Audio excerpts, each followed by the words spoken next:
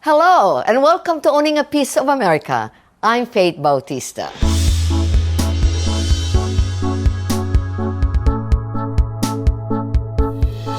I can't wait for this interview. Chinese, Vietnamese, Filipino, and all women. So, Pat Ratulangi, VP of Global Communications of Nielsen. Tell me about your background. Where's Ratulangi come from? It's Indonesian. That's where I was born, and then I moved to Singapore when I was 8 years old. And I was there for, until my college years, and that's when I came to the US. But I am Chinese by ethnicity. That name was somewhat forced on us because at the time the Indonesian government was requiring that everyone take on an Indonesian surname. So that's why I've got this Ratulangi last name. Very, very beautiful though. Thank you. And then Gina Darling. Where did that come from? That was the name that I picked for myself when I started going into entertainment 13, 14 years ago. But ethnically, I am Vietnamese and Chinese, and mostly Vietnamese. My family came from Vietnam, escaped the war, and came over here. So Pat, Nielsen is the gold standard. Everyone looks up to Nielsen. Can you talk about your initiative on the Asian media in your D&I initiative? We started doing this new research data called Racial Inclusion Analytics so that we are able to tell across 60 plus identity groups what is share of screen, what are the themes that are being seen when these different ID groups like Asian, Black, Hispanic, and so forth are being seen.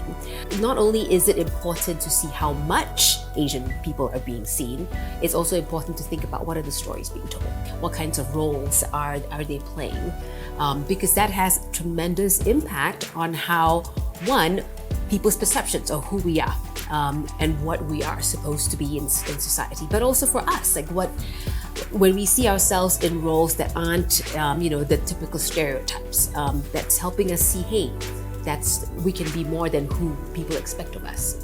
When did they start having research on Asian? We've been doing that for more than, I would say, 30, 40 years. This content work, however, is pretty recent. That this Racial Inclusion Analytics database that I mentioned, that started in 2020.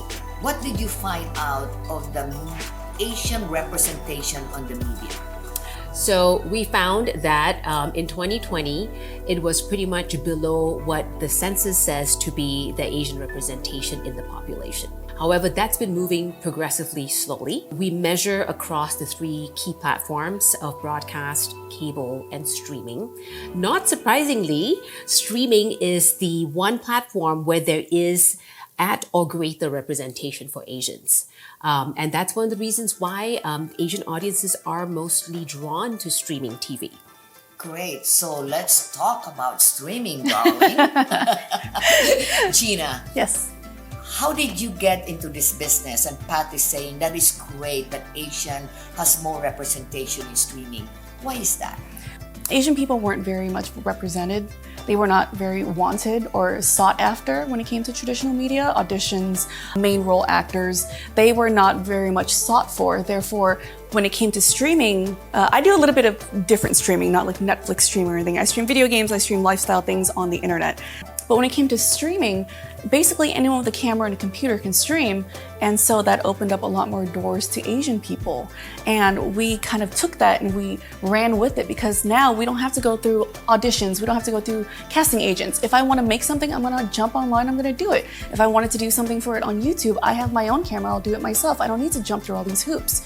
And so that's why I feel like there's more Asians in the streaming world, in the more internet-based entertainment world. One of our most recent data points actually showed that YouTube is where Asians are mostly watching content, right? Yes. When you say the representation is below the average, right? And I believe it's 2%.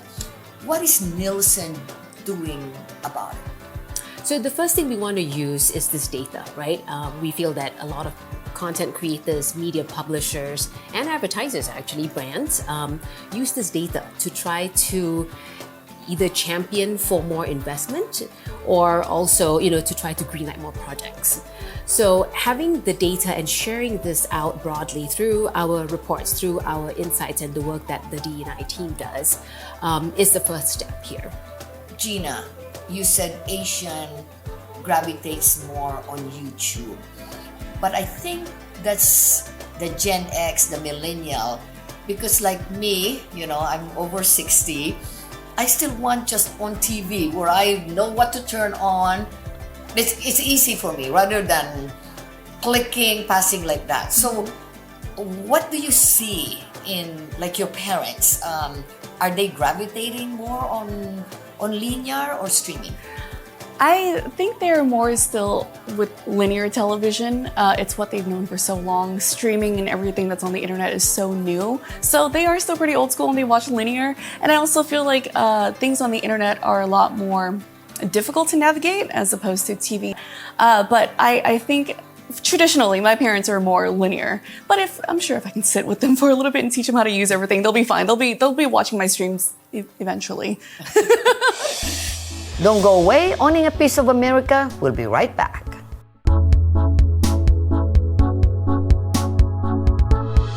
Where do you see the Asian representation is missing in media? If there is an audience, that they will come, right? You talked a little bit about differences in the way the generations are watching, right? Some of the big hits that have come up in the last couple of years, for example, Turning Red, Cleaning Lady, right? Two of the big shows that come up to mind now when it comes to the linear programs and the TV.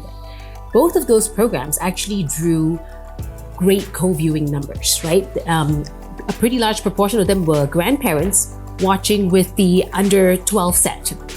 So there is something to be said there about families viewing together, and also the idea that's very cultural to us too. Like, hey, when we watch TV, we want to watch it together, Representation really does matter because I remember when I was a kid, there was a cartoon that I used to watch called Hey Arnold. And I used to watch this by myself, every day after school or in the evenings. And there was one episode where they focused on the Vietnamese character that they had and his story about escaping the war and giving his baby away to an American soldier. And he started speaking Vietnamese. And I screamed for my whole family to come look, they're speaking our language. And just think about it now, it makes me cry because I've never felt so seen in my life on TV. Look, they're speaking our language. They know our struggles and they know our story. Nowadays, I'm so very happy that Asians are being represented on mainstream media. I love it so much. The awards, the Oscars was such a pivotal, emotional time for all Asians around the world. And but I do notice that when it comes to Asian representation on mainstream media, it's always the Chinese Kung Fu master, the Korean K-pop star or love interest or Korean romances, Japanese samurais and ninjas, but I rarely see any Southeast Asian representation. I never see any Vietnamese main characters. And I'm hoping to see that more. And I'm hoping to see our Asian people not represented just as, martial artists or just a love interest in a Korean K-drama. I want to see them in more main roles, doing more vast genres of movies. The common theme that I'm seeing now in Asian American movies and shows is about my parents won't accept me for who I am. I'm trying to break that mold. They're so strict. They are the tiger parent, which I love and I can identify with so much because who hasn't gone through that? However, I hope that we can move into different stories, different genres of being an Asian American also. We've got a set of data that talks about themes and descriptors, right? When there's Asian representation. So in 2020, the most common themes when an Asian was seen on screen were cerebral, thoughtful, good, which kind of reinforces that model minority myth of Asians, right?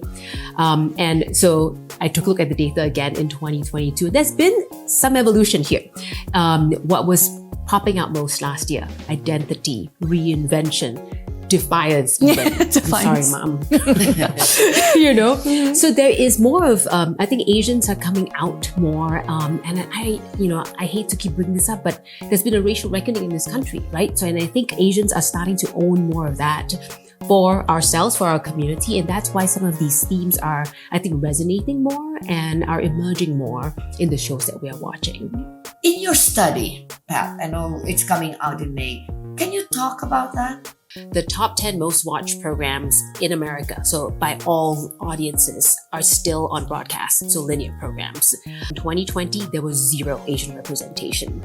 Now, half of them have some form of Asian representation, which is a big win for us. I feel incredibly empowered. This brings me so much joy to hear the numbers, to know that there was no representation as early as 2020. I had no idea. So to know that it's been growing exponentially just fills my heart with joy. And every time, till this day, every time I see an Asian person pop up on my screen, I just go, oh, Asian, so that really does warm my heart. It's Nielsen using what we have at our fingertips, which is the data, to try to drive change and to drive impact where it matters. And for us, that's in representation and being able to engage audiences, but in a way that makes economic sense, to your point. So that's why when we do these reports and we release our insights, we really want to give people the numbers that helps them take action and really makes a difference when it comes to putting their ads and supporting Asian inclusive programming. Music to my ear. Thank you, ladies. Thank you so much. Thank you so much for having me. Our Yasmine Tanres is coming up, so don't go away.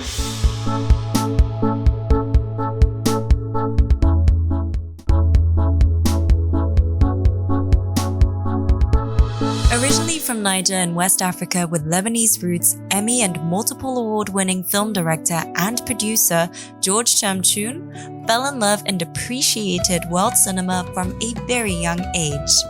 Chamchoum had attended filmmaking schools in Lebanon, France, Germany, Poland, and spent hours watching movies in his spare time. As a result of his great film knowledge, he has become one of the world's go-to for bridging global cinema and culture, especially from Far East entertainment into the West, with the Asian World Film Festival. First of all, why the Asian World Film Festival? What got you interested in really elevating films and TV shows, but particularly films right now from Asia and the entire Asian region? So I've been involved in festivals since 1982, okay? And I fell in love with festival. Guess why? Because you sit one whole day and you see 5-6 movies from different country. And this is how I grew up. So, this is like a reflection of my youth being in a festival. But then how did the Asian World Film Festival come to exist? It's very simple. A man by the name of Sadiq Sharniyaz, he was the Kyrgyz cultural minister. I saw his first movie, his first and only movie actually. I met him through this movie and I took it to Yakutsk International Film Festival, and then Kyrgyzstan submitted to the Oscars here. The movie should have been nominated, no doubt about it, like many other movies that should have been nominated. Asia was, I would say, totally disregarded from the Oscars. And this really pained me, saying, when you see all those incredible movies, why? What's going on here? But then I learned that, the Academy members in those days, they loved their comfort zone. They come from old Europe, etc. So they were always looking towards Europe. Why? What about China? What about Japan? Japan made some amazing movies also. But we know that since the early 90s, the Koreans have reinvented the language of cinema. But I have to tell you something. The first year was 2015. Until 2015, which is 73 years of Oscars, only 6 movies won the Oscar from Asia. 6 out of 73 years. But then history turned completely, and it was miraculous when Parasite came. And then this year, with Everything Everywhere, which is Asian American, of course, because we focus both on Asian and Asian American, okay? Well, then, just to talk about how the Asian World Film Festival has evolved since its inception, because it sounds like there's sort of an underlying push there that's actually making people notice the Asian film market so much more. And especially since what you've mentioned there with Parasite, and then we've had, shows on Netflix like Squid Games, and now, with Everything Everywhere All at Once, and of course Crazy Rich Asians. Like, do you feel that since the inception of this World Film Festival, more people are noticing? Because I've noticed a lot of movies in the last year, for instance, that were selected for, Oscar nominations and Golden Globes. How's that happening? Do you feel that traction? We made a difference, and I would like to believe that we made a good difference. If you look at our track record the past 9 years, it's pretty amazing. I mean, when we started with nothing, we're a non-profit. We still live on donations. The festival could stop tomorrow if the donations stopped. Well, now finally, just talk to us a little bit more about the Asian World Film Festival this year. What's it going to be looking like? Anything that we can expect also differently from previous years? Well, every year we add something new. Last year we did this martial art day during the festival, which was extremely popular. And this year, of course, we are elated. We're so happy that we're back in Culver City at the Culver Theater. They just opened. So we've been doing our monthly screening. And by the way, this is something we started last year. We do monthly screenings, and they're very, very popular. And of course, our festival is in November, mid-November. You go to our website and then you can see the dates. There'll be a martial art day again. And there's a Bruce Lee award that we've been giving the past 3 years also. Andy Chang was our first recipient. The festival, just please come. You'll enjoy the movies. Most of our shows are free because I don't want people to pay. And if somebody asks you to pay, come to me. I'll let you in. www.asianworldfilmfest.org. But yeah, please come. We have great movies during 10 days, and it's most of them are Oscar and Golden Globe submitted movies, and we're very proud to be officially partners with the HFPA, and we have a scholarship for short movies from the HFPA. So yeah, please, I'm waiting for you.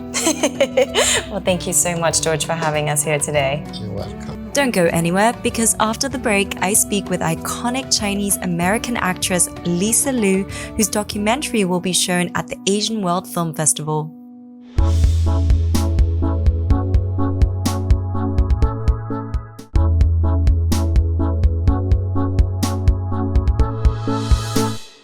George Chamchoum's prolific track record in the international cinema has provided him with great respect, garnering access to entertainment and industry professionals such as iconic Chinese actress Lisa Liu. You may know Liu as the grandmother on Crazy Rich Asians. But to many, she is also known as one of the first Chinese actresses to open the door to Hollywood. After being a witness and actress of 100 years in film, Liu spoke with me about her latest documentary. Lisa Liu, it's an absolute great pleasure to meet you and speak with you. Thank you so much for having us here. It's my pleasure. So tonight is the screening of In Pursuit of Light. Tell us, what are some of the viewers going to be learning in this documentary, and what is the story behind the title? Oh, the story is about Chinese film history, and I'm so glad that they're presenting it to introduce people, the great people in China who saved all the films from the war. That is a big story. Mm-hmm. I want to dive a little bit into your story as well, because we're seeing greater Asian representation in Hollywood, which is something to really celebrate. But when it comes to story, as we're tying it into In Pursuit of Light, what do you feel are some of the stories coming from Asia that we don't see in Hollywood so much, but could do really well? Well, the people who made this film are really great, great artists. And they preserved the history. They made documentaries of what's happening in China while we were under attack. And the suffering people went through, and the massacres happening there. And also they described all the artists, how patriotic they are, and what contributions they made during the war. This is a documentary that will be shown at the Asian World Film Festival. Why is the Asian World Film Festival really important? Oh, it is important for the culture, for the history, what we went through, and how we preserved all the Chinese films, old films. It's because during the war, the people who made the documentary carried the negatives with them when they were escaping all the bombing and everything. But it's more important to keep the record than their own life. They protect it with their life. Wow. Yes. What are some of the lessons we can learn from that part of history?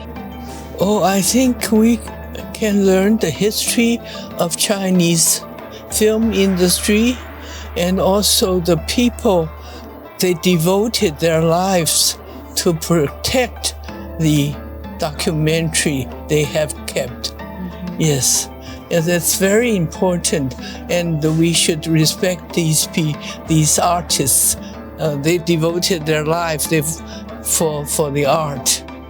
Something that you have done as well over so many years. Being in the industry, you really devoted yourself, and you're giving back to the younger generation from what I hear. Thank you. And But compared to their achievements, mine is nothing.